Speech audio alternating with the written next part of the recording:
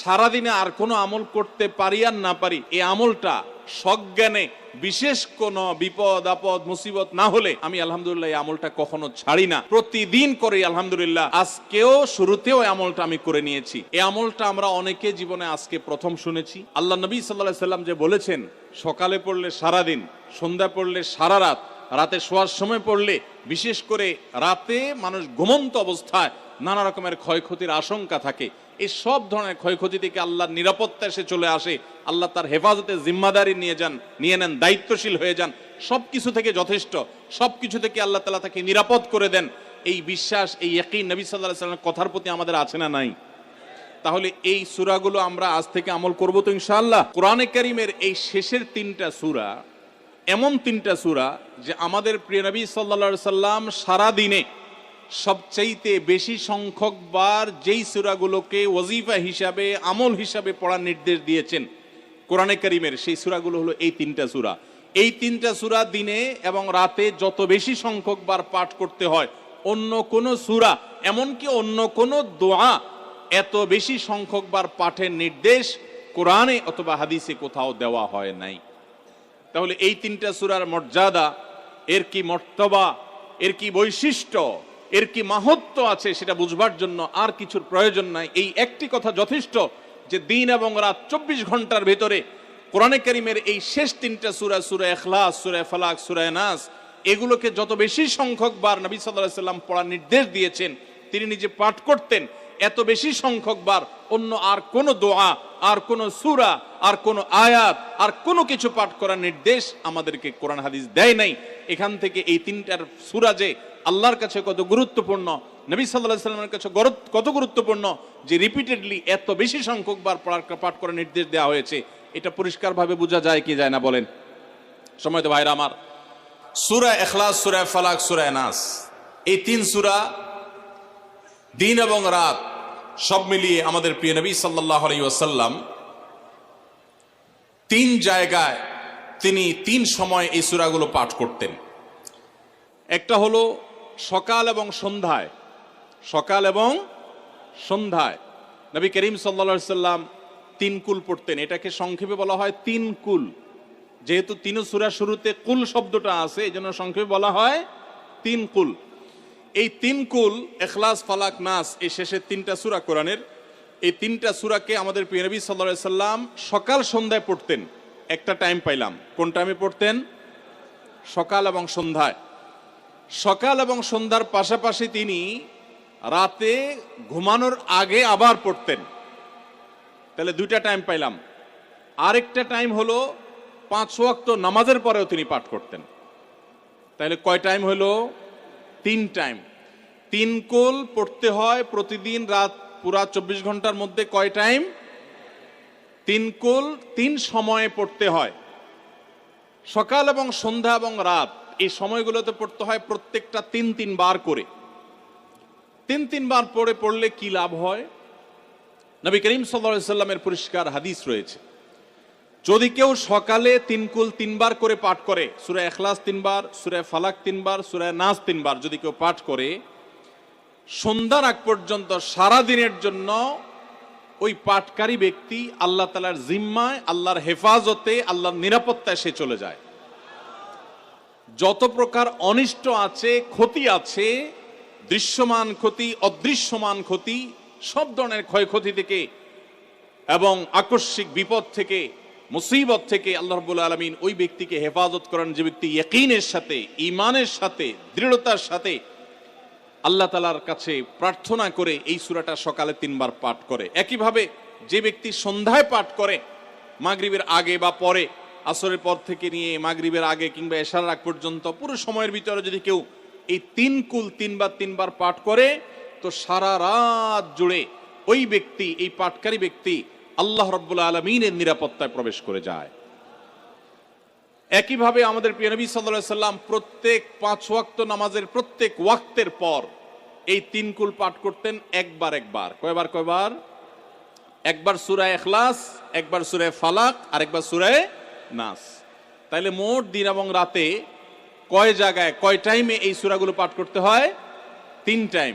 একটা হলো সকাল সন্ধ্যায়, আরেকটা হলো রাতে শোয়ার আগে, আর একটা হলো 5 ওয়াক্ত নামাজের 5 ওয়াক্ত নামাজের পরে একবার করে, একবার সূরা ইখলাস, একবার সূরা ফালাক, একবার সূরা নাস, ফজরের পরে, আবার যোহরের পরে, আবার আসরের পরে, আবার মাগরিবের পরে, আবার এশারের পরে। তাহলে দিন এবং রাত 24 ঘন্টায় এই 3 কুল কত বেশি গুরুত্বপূর্ণ হলে কোরআনের অন্য কোন সূরা, অন্য কোন আয়াত এত বেশি জায়গায়, এত বিভিন্ন জায়গায়, বিভিন্ন সময়ে নবী সাল্লাল্লাহু আলাইহি সাল্লাম এত সংখ্যকবার আমাদেরকে পাঠের নির্দেশ দেন নাই। এখান থেকে বোঝা যায় এই সূরাগুলো কত গুরুত্বপূর্ণ, কত প্রয়োজনীয় এবং কত ফজিলত এবং মর্যাদাপূর্ণ। ভাইরা আমার, দিন এবং রাত 24 ঘন্টার ভিতরে 3 সময়ে এই সূরাগুলো মোট কতবার পাঠ করা হয়? আসুন আমরা হিসাব করি। সকাল, সন্ধ্যা এবং রাতে 3 বার করে যদি পাঠ করা হয় তাহলে কয়বার হলো? 9 বার করে। সকালে 3 বার, সন্ধ্যায় 3 বার, রাতে 3 বার, তাহলে মোট কয়বার হলো? 9 বার। আর 5 ওয়াক্ত নামাজের পরে 5 বার, কয়বার হলো? 9 আর 5 কত? 14। সূরা ইখলাস দিনে কয়বার পড়তে হয়? কমপক্ষে 14 বার পাঠ করা সুন্নাহ। সূরা ফালাক দিনে 14 বার পাঠ করা সুন্নাহ। সূরা নাস দিনে 14 বার পাঠ করা, এটা সুন্নাত নবী সাল্লাল্লাহু আলাইহি সাল্লামের। এই আমলটা আমরা অনেকে জীবনে আজকে প্রথম শুনেছি, অনেকে হয়তো আগে থেকে জানি। আমি এই ফজিলত এবং মর্যাদার কথা যে বললাম, আল্লাহ নবী সাল্লাল্লাহু আলাইহি সাল্লাম যে বলেছেন সকালে পড়লে সারা দিন, সন্ধ্যা পড়লে সারা রাত, রাতে শোয়ার সময় পড়লে, বিশেষ করে রাতে মানুষ ঘুমন্ত অবস্থায় নানা রকমের ক্ষয়ক্ষতির আশঙ্কা থাকে। এই সব ধরনের ক্ষয়ক্ষতি থেকে আল্লাহর নিরাপত্তা এসে চলে আসে। আল্লাহ তার হেফাজতে জিম্মাদারি নিয়ে নেন, দায়িত্বশীল হয়ে যান। সবকিছু থেকে যথেষ্ট, সবকিছু থেকে আল্লাহ তাআলা তাকে নিরাপদ করে দেন। এই বিশ্বাস, এই ইয়াকিন নবী সাল্লাল্লাহু আলাইহি সাল্লামের কথার প্রতি আমাদের আছে না নাই? তাহলে এই সূরাগুলো আমরা আজ থেকে আমল করব তো ইনশাআল্লাহ। এই 3 কুল সকাল, সন্ধ্যায় এবং রাতে ঘুমানোর আগে এটা পাঠ করার একটা বিশেষ পদ্ধতি আছে। সেটা হলো নবী করিম সাল্লাল্লাহু আলাইহি সাল্লাম শিক্ষা দিয়েছেন এই 3 কুল, সূরা ইখলাস 3 বার পড়বেন, সূরা ফালাক 3 বার পড়বেন, সূরা নাস 3 বার পড়বেন। পড়ে 2 হাতকে এরকম কোষ করবেন, এভাবে কোষ করবেন। কোষ করে এই কোষের মধ্যে ফু দিবেন। নিজের কোষের ভিতরে 3 বার পড়ে ফু দিয়ে এরপর সেটাকে পুরা শরীরের মধ্যে মুছে ফেলবেন। যেখানে যেখানে হাত নেওয়া সম্ভব হয়, শরীরের যতটুকু জায়গা হাত নেওয়া সম্ভব হয়, সামনে পেছনে চেষ্টা করে যতটুকু সম্ভব হয় ততটুকু মাসা করবেন, মুছবেন হাত দিয়ে। এর মাধ্যমে আল্লাহ তাআলা আপনাকে হেফাজত করবেন। ছোট ছোট বাচ্চা যারা আছে, দুধের শিশু, 2 বছর, 4 বছর, 6 বছর, যারা পড়তে পারে না এখনো বা মুখস্থ নাই, সে বাচ্চাদেরকে মা বাবা বা তাদের কাছের কোনো লোকজন তারা পড়ে 3 বার ফু দিবেন। আবার 3 বার পড়ে নিজের ছেলে মেয়ের সবার শরীরে ফু দিয়েন না, প্রত্যেকের জন্য 3 বার। আপনারটা আপনি করবেন, বাচ্চাটা বাচ্চাকে করে দিবেন। এই আমলগুলো আল্লাহ তাআলা আমাকে যেদিন জানার তৌফিক দিয়েছে, আপনাদের উৎসাহের জন্য বলি, সারাদিনে আর কোনো আমল করতে পারি আর না পারি, নফল আমল হিসাবে এই আমলটা সজ্ঞানে, বিশেষ কোনো বিপদ আপদ মুসিবত না হলে আমি আলহামদুলিল্লাহ এই আমলটা কখনো ছাড়ি না, প্রতিদিন করি আলহামদুলিল্লাহ। আজকেও শুরুতেও আমলটা আমি করে নিয়েছি। আপনারা সবাই আমলটা করবেন তো ইনশাআল্লাহ? কে কে নিয়ত করছেন আজ থেকে 3 কুল এই 3 টাইম জীবনে কখনো ছাড়বেন না? একটু দাঁড়ায় হাতটা তুলে আল্লাহকে দেখায় দেন। সবাই নিয়ত করছেন তো? আল্লাহ আমাদের সবার হাতগুলোকে কবুল আর মঞ্জুর করে নিন। আল্লাহ তাআলা আমাদের সকল ক্ষয়ক্ষতি থেকে হেফাজতের জন্য আল্লাহ একাই যথেষ্ট হয়ে যান। ভাইরা আমার, তাহলে 3 কুলের আমলটা করবো তো ইনশাআল্লাহ? 3 কুল সম্পর্কে আরো অনেক কথা বলার আছে। এই 3 কুলের ফজিলত এবং মর্যাদা নিয়ে আরো বহু কথা শোনাবার আছে, কিন্তু আমি শুধুমাত্র এটুকু যথেষ্ট মনে করি আমলের জন্য। আমরা এটাকে আমল করব। আমাদের সারা দিনে সারা রাতে কত রকমের বিপদ আপদের ভয় থাকে, আশঙ্কা থাকে। আপনি যদি কোনো এলাকার কোনো প্রভাবশালী ব্যক্তির সাথে আপনার পরিচয় থাকে, আর ওই ব্যক্তি যদি বলে তোমার কোনো সুবিধা অসুবিধা যেন না হয়, এই এলাকায় প্রবেশ করলে আমাকে একটা SMS করে রাখবা। ওই এলাকার থানা পর্যায়ে হলো ওসি সাহেব, জেলা পর্যায়ে হলো SP সাহেব, DC সাহেবের সাথে আপনার খুব হট লিঙ্ক, খুব ভালো সম্পর্ক, তিনি আপনাকে ভালো জানেন। আপনাকে বলে দিয়েছে তুমি সেখানে গেলে তুমি আমাকে শুধু SMS করবা। আপনি SMS করেছেন, তিনি রিপ্লাইতে বলেছেন ঠিক আছে তুমি এলাকায় ঢুকছো, আমি দেখতেছি, অসুবিধা নেই। ওই এলাকায় আপনাকে কেউ ডিস্টার্ব করলে, কেউ আপনার ক্ষতি করতে চাইলে, কোনো অসুবিধা করতে চাইলে আপনার কোনো ভয় হবে? কারণ প্রশাসনের ব্যক্তিরা আপনাকে অভয় দিয়েছেন, তারা আপনার সাথে আছেন, তদারকি করছেন, আপনি নির্ভয় ফিল করবেন। প্রশাসনের ভাইদের হাতে সবকিছু নাই, সবকিছু আছে। তারা চাইলে সব ক্ষতি থেকে আপনাকে বাঁচাতে পারবেন না। হ্যাঁ, তারা চেষ্টা করবেন, এটা ঠিক। এইটুকুর কারণে যদি আপনার এত আস্থা তৈরি হয়, তো আরশে আজিমের মালিক স্বয়ং আহকামুল হাকিমিন আল্লাহ রাব্বুল আলামিন, যার হাতে মানুষের জীবন, যার হাতে মানুষের মৃত্যু, যার হাতে মানুষের সকল লাভ, সকল ক্ষতি, সকল কল্যাণ, সকল অকল্যাণ, সেই আরশের মালিক বলছেন তুমি সকাল এবং সন্ধ্যায় রাতে শোয়ার সময় এই 3 কুলের আমল যদি তুমি করো, তো আল্লাহ রাব্বুল আলামিন স্বয়ং তোমার সব কিছু থেকে তোমার জন্য যথেষ্ট হয়ে যাবে। তোমার আর কোনো কিছুর প্রয়োজন হবে না।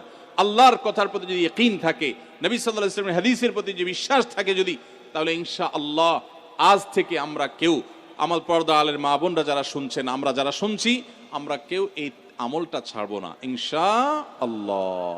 সবাই আমল করবো তো ইনশাআল্লাহ? তাহলে 3 কুল 3 টাইমে দিনে মোট 14 বার এটা আমরা পড়বো। এখন পড়ার ক্ষেত্রে আবার একটা সমস্যা হলো, এই টাইপের আমলগুলো আমরা পড়ি খুব তাড়াহুড়া করে।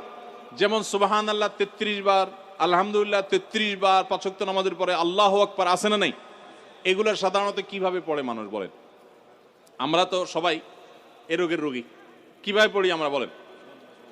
সুবহানাল্লাহ সুবহানাল্লাহ সুবহানাল্লাহ সুবহানাল্লাহ সুবহানাল্লাহ সুবহানাল্লাহ সুবহানাল্লাহ। আমি যদি এখন মেজো ভাইকে বলি, ভাই আল্লাহ আপনার ভালো রাখুক, ভালো করছেন ভাই, কি করছেন, আমি যদি তাড়াহুড়া করে কথা বলবো, উনি বলবে লোকটার কি মাথা কোনো সমস্যা হলো কিনা। কারণ আমি একটা মানুষের সাথে যখন কথা বলবো, এমনকি ওনার প্রশংসা, সুবহানাল্লাহ মানে আল্লাহর পবিত্রতা বর্ণনা করা, এটা আলহামদুলিল্লাহ মানে আল্লাহর প্রশংসা করা, তো আপনি আল্লাহর প্রশংসা, আল্লাহর গুণকীর্তন করতে গিয়ে যদি বলেন যে উনি খুব ভালো মানুষ, উনি এটা করে, উনি সেটা করে, আমি তাড়াহুড়া করে বলবো যে কি ব্যাপার ভাই, আপনারা কেউ দৌড়ায় নাকি? তো আপনি সুবহানাল্লাহ আলহামদুলিল্লাহ যদি তাড়াহুড়া করে পড়েন, তো এই সুবহানাল্লাহ আলহামদুলিল্লাহ যে মর্যাদা আপনার পাওয়ার কথা, তাড়াহুড়ার কারণে সেই মর্যাদা পাবেন না।